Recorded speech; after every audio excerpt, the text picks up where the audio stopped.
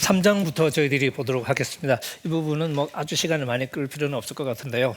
그러니까 이제 로마 숫자로 2번 그리스도인의 초월적 정체성과 세속적 분열이라고 표현했는데, 이게 이제 초월적 정체성이라는 게 사실 우리 믿는 사람이 가지고 있는 이렇게 정체성인데, 이게 참 유지하기가 쉽지가 않은 게 막상 교회 가보면 다 그놈이 그놈이잖아. 뭐 슈퍼 아줌마, 그죠?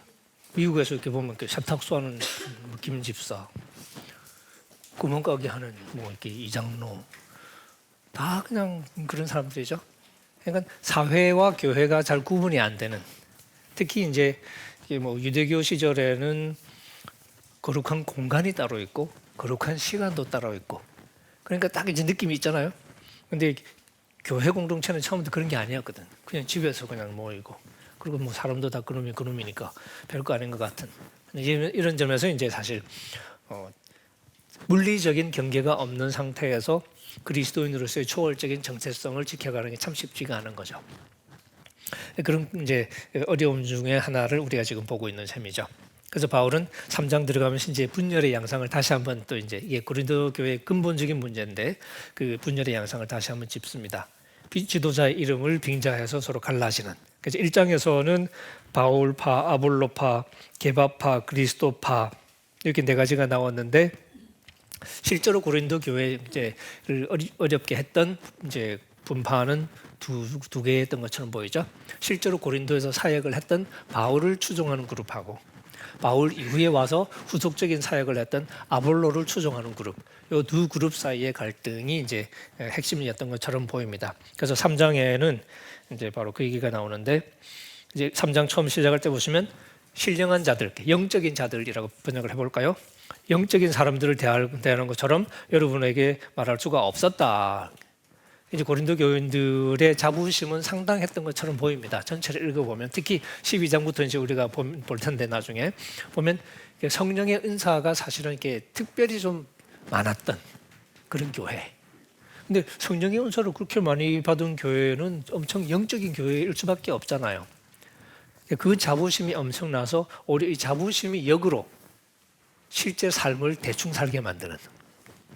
우리는 워낙 영적이라. 나중에 성찬 얘기 나옵니다만은, 성찬 같은 것도 맨날 주님의 몸을 먹지 주님의 피를 마시지. 뭐 이렇게 몸에 좋다고 인삼 먹고, 심지어는 뭐 사슴 피 마시고, 요새도 마시나요? 뭐 이런 거 하잖아요. 근데 고린도 교인들은 그 정도가 아니고 주님의 몸을 먹어요. 몸이 얼마나 좋을까요? 예수님의 몸에 약효. 예수님의 피를 마시는데 그 정도 먹고 마시면 웬만한 사고 쳐도 안 죽을 것 같지 않나요? 약간 그런 식의 느낌이 좀 납니다. 그런 교인들의 의식, 우리는 남다르다라고 생각했을 가능성도 꽤 있는 거죠. 근데 바울은 그런 사람들처럼 말할 수가 없고, 오히려 육신에 속한 자라고 표현합니다. 참 육적이다라고 얘기죠. 그리고 이제 육적이라는 게 뭐 예수제도 안 믿는다 그런 얘기 하고 싶은 건 아니겠죠. 그리스도 안에서 어린아이다라고 이야기를 합니다. 그래서 이 처음에는 물론 당연히 이제 저절 먹이죠. 밥을 못 먹이잖아요, 그죠? 하지만 그러면 그렇게 아직 어려서 감당을 못 하니까. 근데 3절에 보시면 아직도 그렇다는 거죠.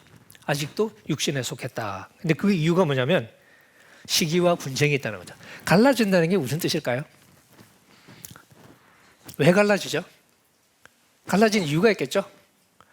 나는 부자, 너는 가난뱅이. 뭐 이런 식으로 뭔가 이제 기준을 정해놓고 나는 되고 너는 안 되고, 나는 승리자, 너는 루저. 그 대한민국의 루저라는 표현이 굉장히 지금도 그렇죠. 그러니까 안 싸워도 되는데 싸움 시켜놓고 루저래. 그게 우리 대한민국 사회인 거죠. 모든 것을 경쟁으로 이렇게. 근데 이런 이 경쟁이라는 건 그 경쟁을 움직이게 만드는 소위 그 조건이 있어야 되거든요. 뭘 놓고 경쟁해야 되니까.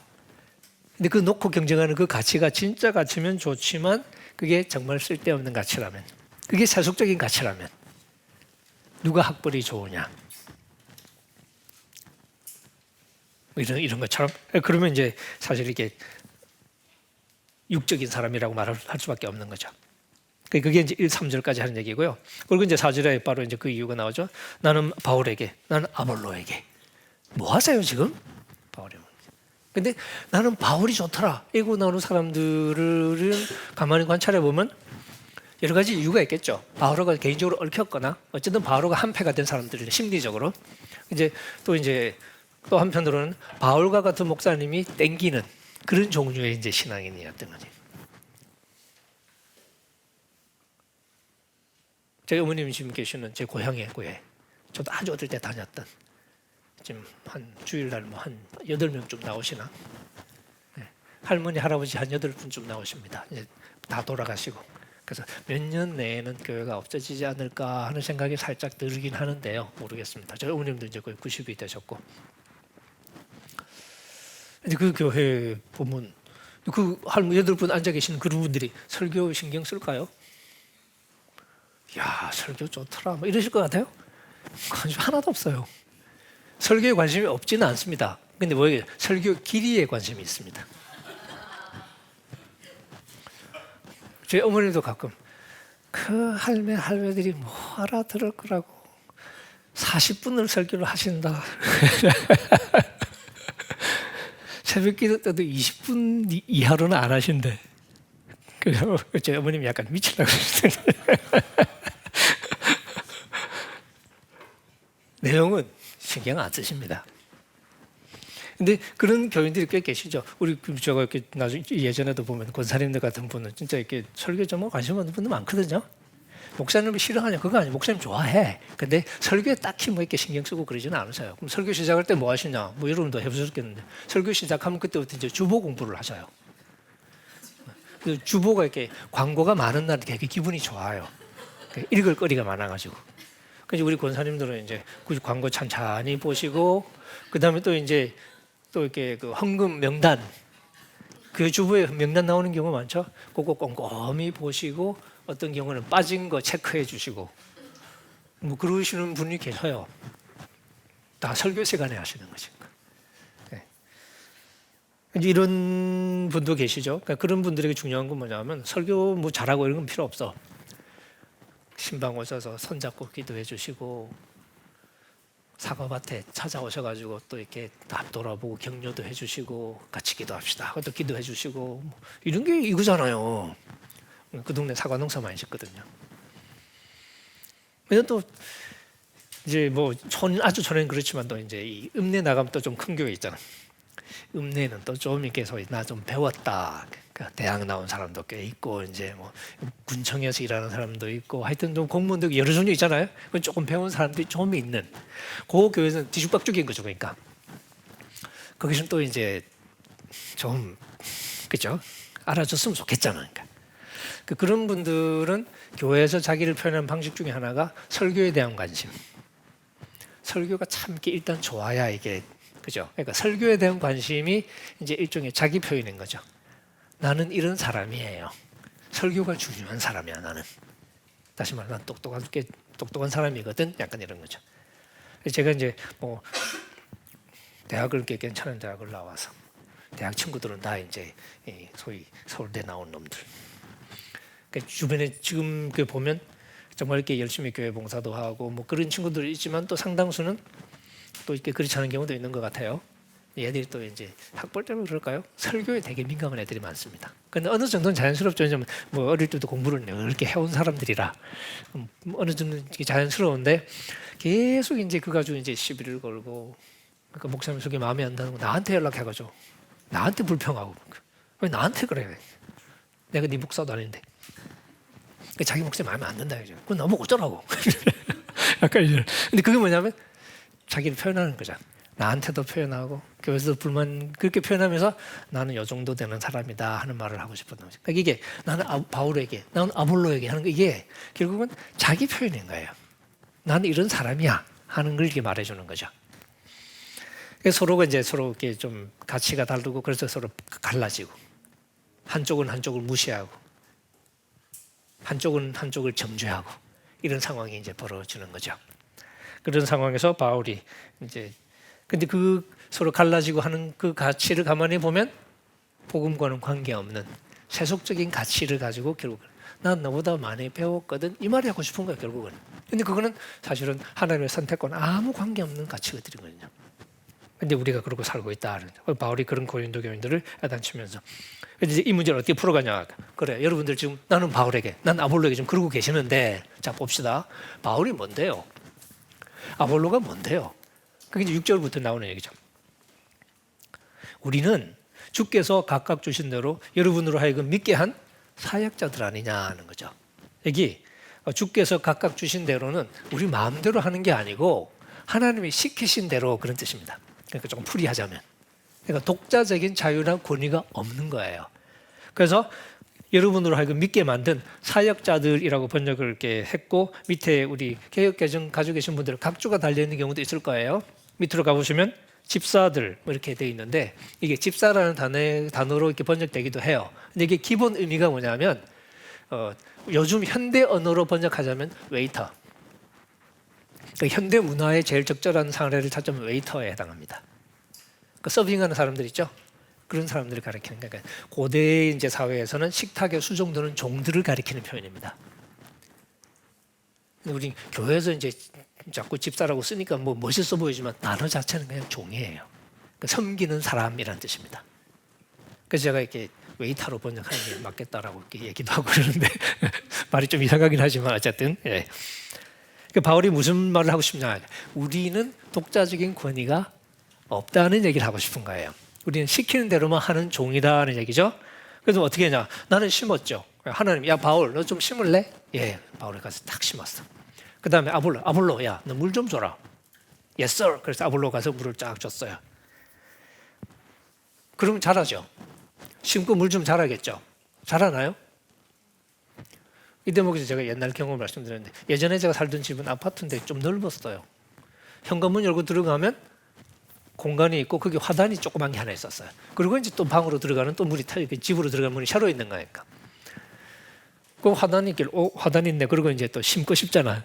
그래서 이렇게 한쪽에는 나무 이렇게 사다 심고 그건 잘 자라더라고.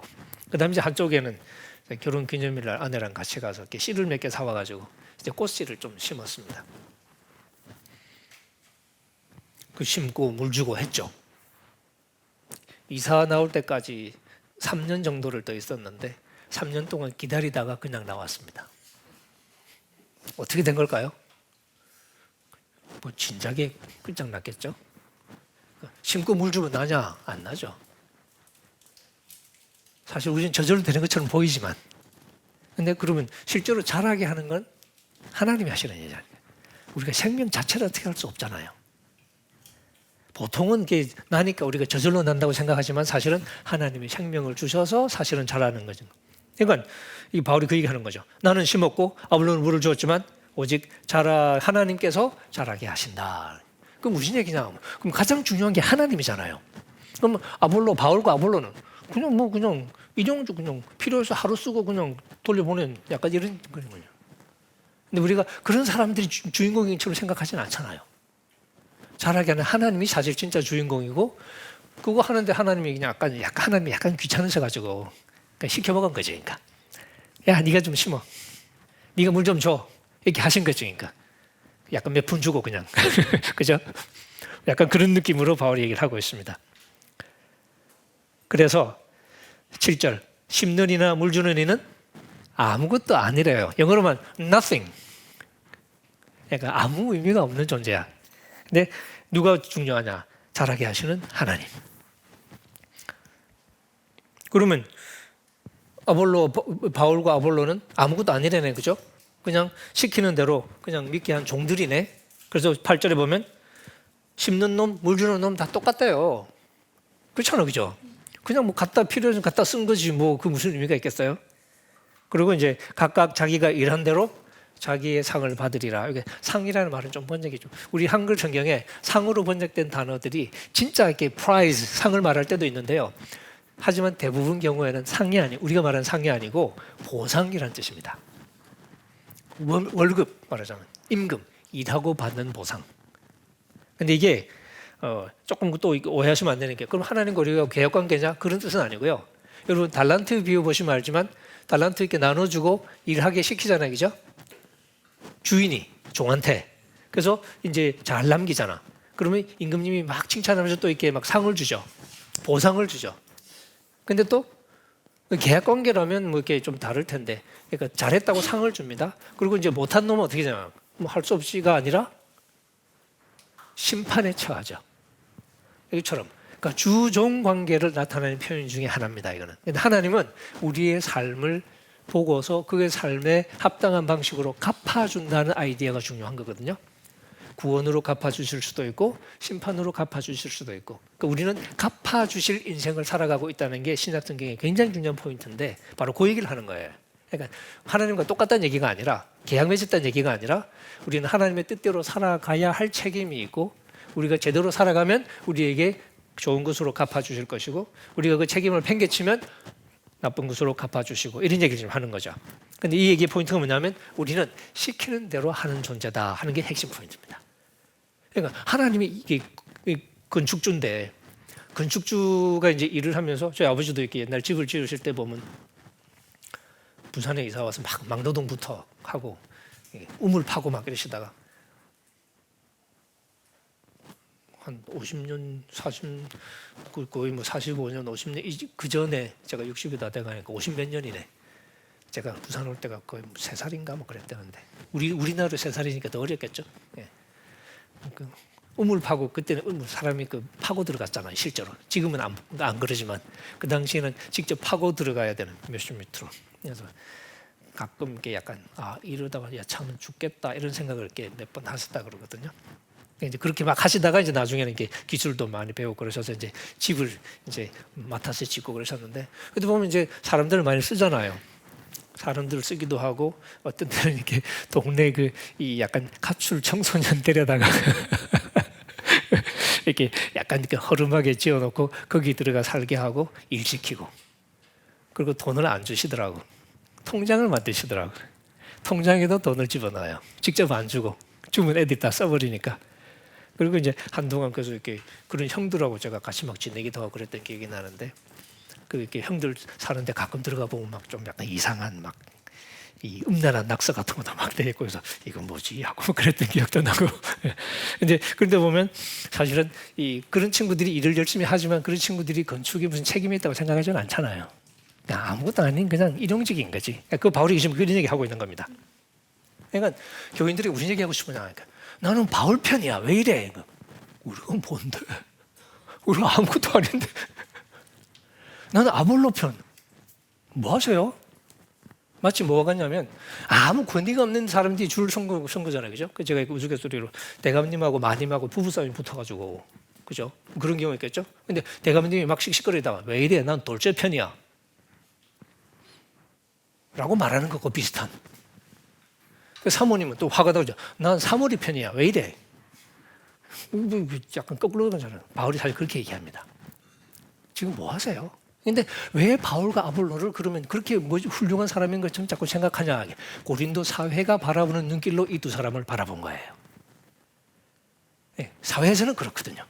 사회에서는 굉장히 중요한 인물들, 우리가 줄 서야 되는 그런 유력자들이 될 수 있는 거잖아요. 그죠? 근데 바울은 바로 그런 세속적인 관점을 폭로하기 위해서 이런 식의 이야기를 좀 풀어가고 있습니다.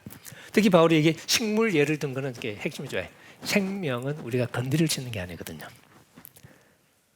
그래서 심고 물 주고 하지만 자라게 하는 것은 하나님만 하실 수 있는, 자기들은 심고 물 주기는 했지만 자라게 하는 일에는 관여할 수 없는 인간의 한계를 얘기하면서 그런 우리에게 줄을 서는 게 무슨 의미가 있냐라고 말을 하면서 고린도 교인들의 세속적인 사고를 사실은 비꼬고 있는 거죠. 그리고 이제 비유를 살짝 바꿉니다. 우리는 9절에 하나님의 동력자들이요 하나님의 밭이요, 여기까지는 이렇게 지금까지 했던 얘기하고 비슷하죠. 근데 마지막에 이미지를 살짝 바꿔서 하나님의 집이라는 이미지로 살짝 이제 바꿔서 이야기를 시작합니다. 농사로 치면 우리는 그냥 나는 심은 놈, 아볼로는 물 준 놈. 근데 만약에 이제 집이라고 바꾸면 바울이 여기서는 자기를 조금 두드러지게 얘기하십니다. 교회 공동체를 시작했던 사람이기 때문에 내게 주신 하나님의 은혜를 따라 하는 표현은, 이게 바울 서신에서 내게 주신 하나님의 은혜라는 표현을 만나시면 요거는 10중 8구 자기의 사도 직분을 염두에 두고 쓰는 표현입니다. 사도로서의 역할을 염두에 두고요. 그래서 내가 지혜로운 건축자와 같이, 건축자가 지혜롭다는 것은 이제 건축자가 이렇게 뭐 학벌이 좋다 이런 얘기는 아니겠죠? 그러니까 건축을 하는데 필요한 건축적인 면에서 지혜롭다는 얘기니까, 그래서 보통 이게 이제 자연스럽게 영어로 번역할 때는 숙련된이라고 번역합니다. 그래서 숙련된 건축가와 같이 이제 기초를 자기 닦았대요. 자기가 기초를 닦은 사람이고, 그 다음에 이제 다른 사람들이 와서 자기 위에 세우는 것으로 그렇게 이미지를 이렇게 설명을 하고 있습니다. 그리고 자기가 닦은 기초는 그리스도죠. 그리스도의 십자가에 달리신 그리스도라는 기초를 자기가 닦았고, 이제 다른 사람들이 와서 그 위에 세우는데 다른 터를 세울 수도 없고요. 예수 그리스도라는 다른 기초를 닦을 수는 없잖아요. 그러니까 예수 그리스도는 기초를 닦았죠.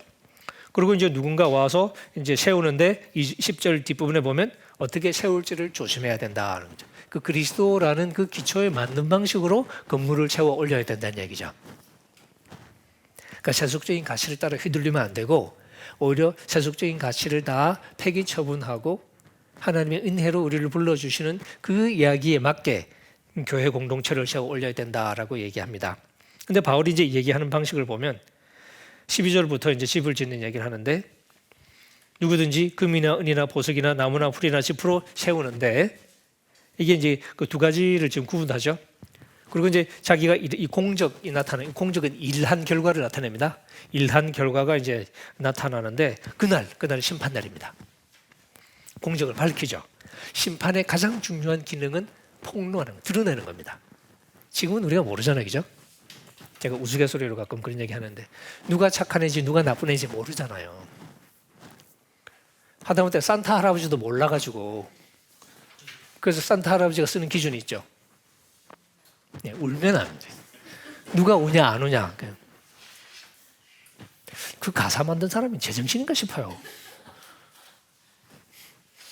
울면 산타 할아버지가 상을 안 준대, 선물을 안 준대. 참. 묻자고 하는 얘기입니다만. 그러니까 이게 지금 우리는 누가 어떤 사람인지를 알 수가 없습니다. 근데 심판이 하는 기능 중에 하나는 우리의 속에 있는 걸 다 드러내서 우리의 존재를 명확하게 밝힌다는 거죠. 물론 그 존재는 우리의 삶을 압축한 얘기겠죠. 그래서 그날이 밝혀낼 겁니다. 불로 나타낸다는 건 심판이 불과 이제 이렇게 연관되는 이 이미지죠. 이 불이 심판을 말할 때, 이 불이 뭐냐면 불이 태워서 검증하는 거니까, 그죠? 그래서 그 불이 각 사람의 그 일한 공적이 어떤지 시험할 것이다. 근데 보시면 누구든지 그 위에 세운 공적이 불을 딱 태웠는데 그대로 있으면 상을 받고, 불 타버리면 해를 받는다. 이게 이제 앞에 이 금이나 은이나 보석이나 뭐 이런 걸로 이제 세우면 안 타겠죠. 쉽게. 그건 남아 있는 거죠. 근데 나무나 풀이나 짚이나 이런 건 금방 타버리잖아요. 그럼 끝장나는 거지. 그래서 이게 비유적인 표현이죠. 그래서 불 타면 이제 해를 받는다. 근데 이게 진짜 재밌는 게, 불은 타지만 해를 받지만 자기 자신은 구원을 받는다 하고 얘기를 하고 있는데, 요 15절은 바울 서신의 아주 독특한 구절에 속합니다. 바울 서신의 다른 분위기하고는 조금 안 맞는 것 같은 이야기를 하고 있는 그런, 왜냐하면 다른 구절에서는 하나님이 행한 대로 심판하신다는 사실을 아주 명확하게 얘기하거든요. 여기서도 사실 이게 얘기를 쭉 이어가자 보면, 그런 식으로 이어가자 보면 상을 받는 사람은 구원을 상으로 받는 게 맞고요. 해를 받는다 그러면 그 구원을 못 받는 사람을 말해야 되고, 그래서 결국은 심판을 받는다고 가야 이게 자연스러운 논리거든요. 그런데 이게 뜬금없이 자기 자신은 구원을 받는다는 얘기를 툭 치고 나와요. 이게 이제 저 같은 사람을 굉장히 골치 아프게 만드는, 왜 말이 달라지지? 이렇게 되는. 그래서 요 구절만 놓고 보면 상급 얘기도 할 수 있을 것 같아요. 그죠? 근데 안 탄 사람은 구원도 받고 뭐 다른 뭘 더 받아야 뭐 차이가 나는 거잖아, 그죠? 그러니까 이제 상급 얘기가 가능한 것 같은데, 근데 뒤에 가면 또 그렇지는 않습니다. 근데 어쨌든 그래서 요 구절은 이 목사님의 논법이 아닌가 하고 제가 좀 조심스럽게 생각해보는. 바울은 원칙적으로는 굉장히 날카롭게 얘기하거든요. 순종하면 뭐 사실 이렇게 구원받는 거고, 아니면 아니다 이런 얘기를 바울이 명확하게 하는 사람인데, 교인들을 대놓고 얘기할 때는 마지막 말은 하지 않습니다.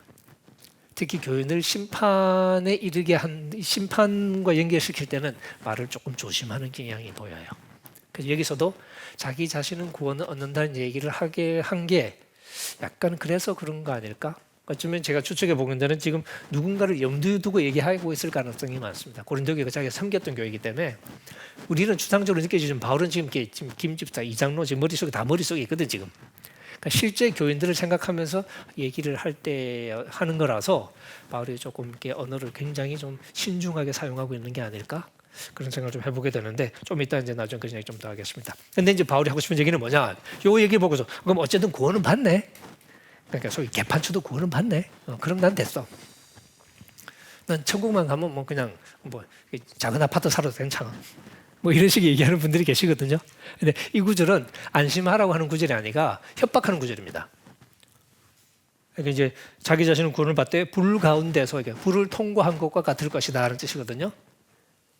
그럼 거센 불길을 통과한 사람을 혹시 보신 적이 있으신가요? 제가 대학 다닐 때 그때 한참 데모 많이 할 때 그때 한 친구가 분신 자살을 한 적이 있었습니다. 우리가 보는 앞에서 불을 붙이고 이제 뛰어내렸어요. 가스를 기름을 붓고 이제 불을 붙이고 뛰어내렸는데 그 보고 우리가 놀라가지고 막 이제 그 뛰어내린 그 장소로 확 뛰어갔는데 뛰어가서 이제 그 떨어져 있는 모습을 우리가 이제 보게 된 거죠. 자세한 설명을 하긴 좀 하도 장면이 좀 그래서 어쨌든 온몸이 까맣게 지금 돼 있는 그런 상태. 그리고 이제 떨어져서 이제 머리도 정상적으로 제대로 된 상태가 아니었고 하여튼 뭐 그런 그 불을 통과한다는 표현을 읽으면 저는 이제 그 이미지가 자꾸 이제 떠오르는 거죠. 그 장면을 보고서 이렇게 며칠 동안 밥을 못 먹은 친구들도 있고요. 그렇습니다. 그게 머릿속에 떠나지 않아가지고. 그러니까 이제 바울이 의도했던 효과는 무슨 일이 있어도 이런 상태는 이런 상황은 피해야 되겠구나 하고 겁나게 만드는 그런 표현입니다. 그래서 천국 가네 이러면 큰일 하시는 거예요. 그래서 바울이 16절에 또 계속 이어가죠. 여러분이 하나님의 성전이다. 이게 이제 초월적인 정체성이라는 게 바로 그겁니다. 저도 함께 모였을 때는 사람을 놓고 보면 다 그놈이 그놈 같고 뭐 이웃집 아저씨고 이렇게 수프 아줌마고 그렇지만 결국 교회로 모였을 때 이게 초월적인 정체성이라는 게 있는 거거든요.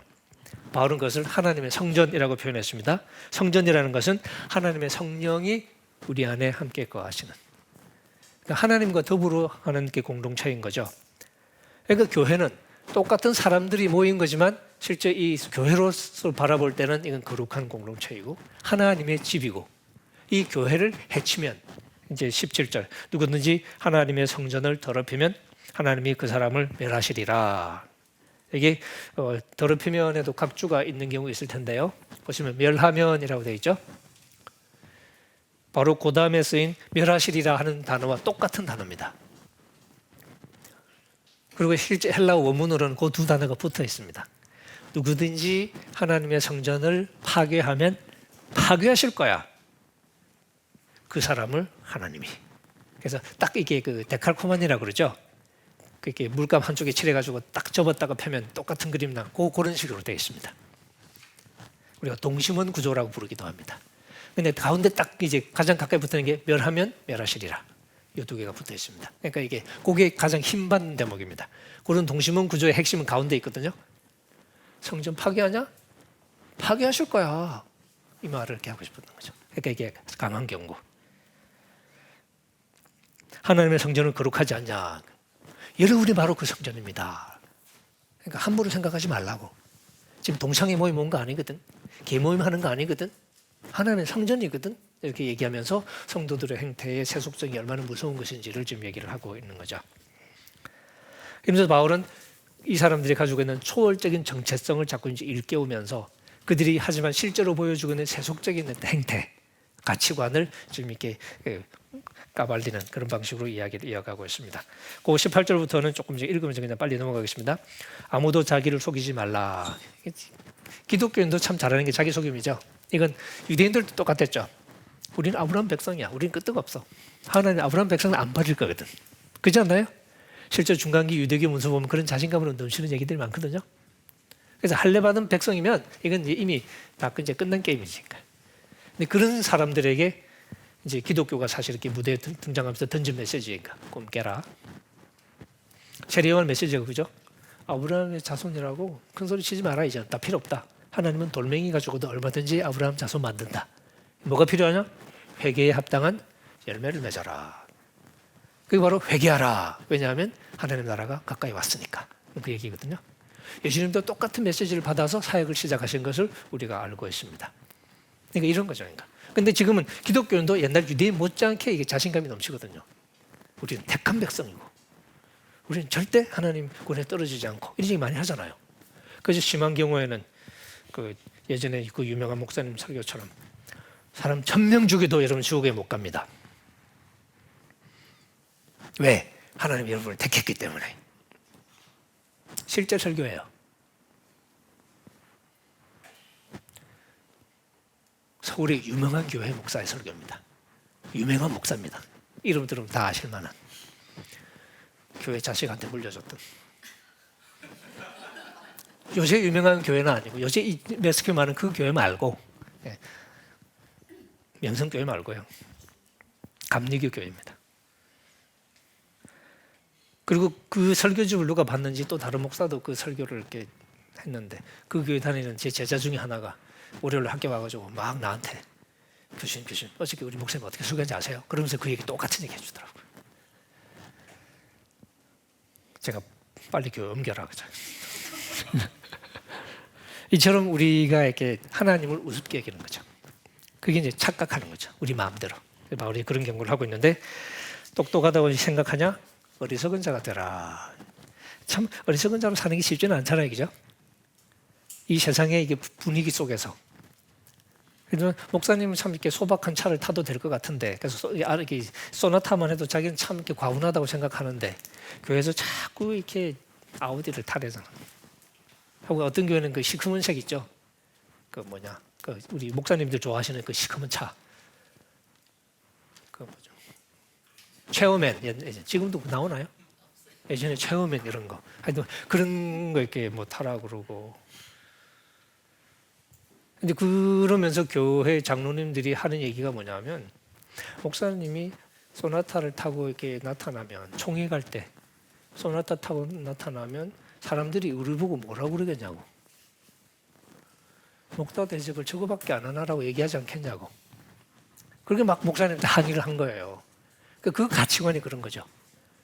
밖에 세상 사람들이 뭐라고 그러냐. 그 가치관에 따라 생각하니까 목사님한테 절대 소나타는 안 되는 거니까. 왜? 자기들이 벤츠 타고 이러고 있는데 목사님 소나타 타면 이게 일단 그 얼마나 불편하겠어요. 그렇다고 내가 소나타를 바꾸리? 그건 말도 안 되지. 그러니까 목사님이 차를 이렇게 좋은 걸 타야지. 그 목사님은 결국 교회에서 쫓겨나셨습니다. 사실상 이유가 그 차와 관련, 그게 결국 가치관의 갈등이죠. 그러니까 이런 식의 사유를 하는 사람, 고린도 교인들도 상당히 예수를 믿고 이제 은혜를 받았지만 많은 부분 세속적인 사고로부터 자유롭지 못했던 면이 있었던 거죠. 그게 이제 바로 계속 부딪히는 거죠. 그래서 이 지혜로운 사람은 오히려 어리석은 사람이 되라 하는 얘기를 하고 있는데, 곧이 자세한 얘기는 시간이 없어 일단 넘어가고요. 근데 바울이 21절 사람을 자랑하지 말라. 근데 사람을 자랑하는 게 우리 인생의 전부 아니에요? 이 맛에 사는데. 근데 바울은 자랑하지 말라. 왜? 마무리 다 너희들 건 아니냐 하는 거죠. 이게 하나님을 우리가 이렇게 우리의 하나님으로 이렇게 받아들인 사람에게는 결국 이런 정체성이 생기는 건데, 그러면서 얘기를 이어갑니다. 22절. 바울도 아볼로나 게바나 세계나 생명이나 사망이나 지금이나 장래 것이나 다 여러분 거다. 보세요. 여러분 거다라고 말하는데 그게 바울도 들어가고 아볼로도 들어가고 게바도 들어가고 세계도 들어가고 생명도 들어가고 모든 게. 그리고 너희는 그리스도의 것이요, 그리스도는 하나님의 것이요. 이게 위계질을 딱 세워버리죠. 그러니까 하나님, 그리스도, 이거는 빼도 박도 못하잖아요, 그죠? 하나님, 그리스도, 그리고 그 밑에 성도들, 그리고 그 밑에 바울, 아볼로, 게바 이렇게 막 있대요. 그러면 누가 높은 거예요? 교인들이 높은 거예요? 아니면 바울, 아볼로 이런 목사님들이 높은 거예요? 교인들이 높은 거잖아요. 그럼 누가 줄 서야 되냐? 바울, 아볼로가 성도들 뒤에 줄 서야지. 근데 지금은 성도들이 바울 뒤에 줄 서고, 아까 제가 말씀드린 것처럼 돌쇠하고 사모리가 이렇게 대감님하고 마님 뒤에 줄 서야지. 그죠? 그러니까 그런 얘기를 좀 하고 있는 겁니다. 그래도 좀 설득이 안 됐을까요? 조금 더 얘기를 해보면 이게 사장 단락을 나누실 필요가 없습니다. 얘기를 이어가는데, 그럼 사람이 우리를 어떻게 생각해야 될까요? 그럼 바울, 아볼로 이런 사역자들 어떻게 생각해야 될까요? 그리스도의 일꾼이라고, 하나님의 비밀을 맡은 사람이라고 생각해야 된다. 이 구절은 가장 오해가 많이 되는, 실제로 반대 의미로 많이 설교되는 구절 중에 하나입니다. 저 같은 경우도 이 구절을 설교 들었던 기억 중에 하나가, 목사님 소위 이제 안수받는 예배, 안수식에서 이제 연세가 많으신 목사님이 이 구절로 설교하면서 이제 목사님을 잘 모셔야 된다, 잘 섬겨야 된다. 네. 그리스도의 일꾼이고 하나님의 비밀을 맡은 사람이니까, 그렇게 이제 설교를 하시면서 얘기를 풀어갔는데, 핵심적인 포인트는 사례를 많이 주라는 설교였습니다. 그래서 마음껏 사역할 수 있게 사례를 넉넉하게 주라, 이렇게 참 희한해요. 어쨌든 뭐 그렇게 설교하셨는데, 사실 그 설교는 이 본문의 의도를 완전히 뒤집은 설교입니다. 바울의 포인트는 뭐냐? 우리를 그리스도의 일꾼이라고 번역된 단어는 우리나라 말로 그냥 조금 직역해 보면 아래 것이라고 번역할 수 있는 단어입니다.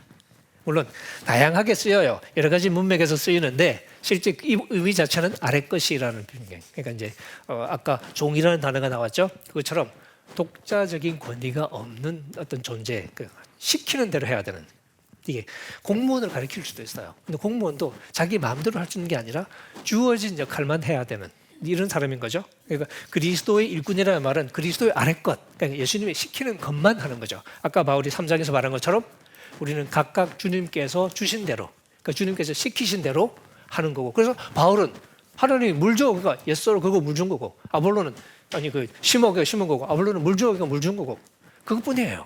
그 이상의 어떤 자유나 권위는 없는 거예요. 그 다음에 하나님의 비밀을 맡은 자. 여기도 와 하는 생각이 들 것 같지만, 하나님의 비밀의 청지기라는 뜻입니다. 하나님의 비밀의 청지기. 청지기는 여러분 복음서에 종종 나오죠. 청지기는 요새 이렇게 현대말로 집사라고 그러죠.